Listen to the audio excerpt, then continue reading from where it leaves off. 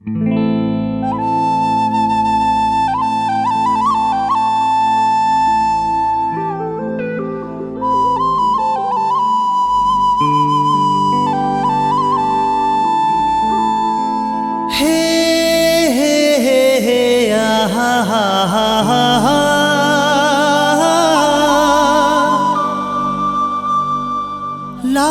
ला ला ला ला ला ला ला ला ला।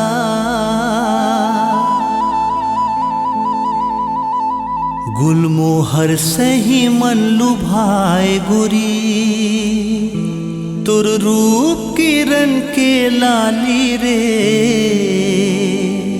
झील सही तुर गहरे नयन, पंखुरी होठ गुलाबी रे।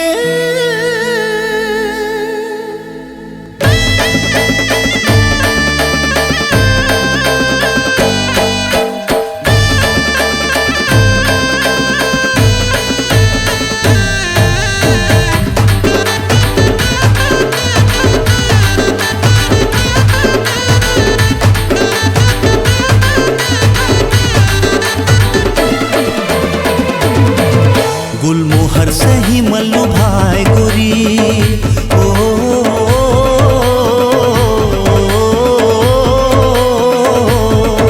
गुलमोहर सही मन लुभाए गोरी, तोर रूप किरण के लाली रे।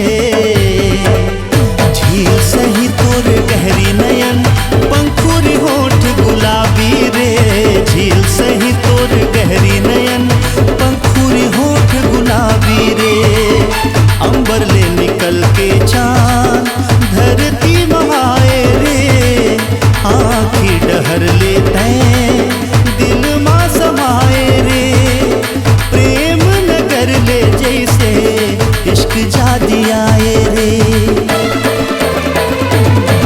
मन भरा सही गुनगुनाए सजन, तोर हीरो के जैसे रे गावे रे।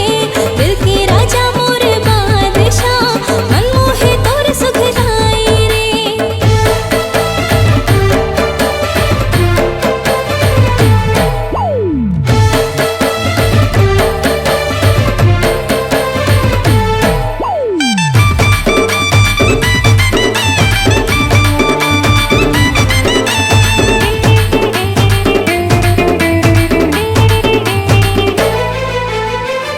जादूगरनी जादू का चलाए है, डोर संग पतंग खिंची चली जाए।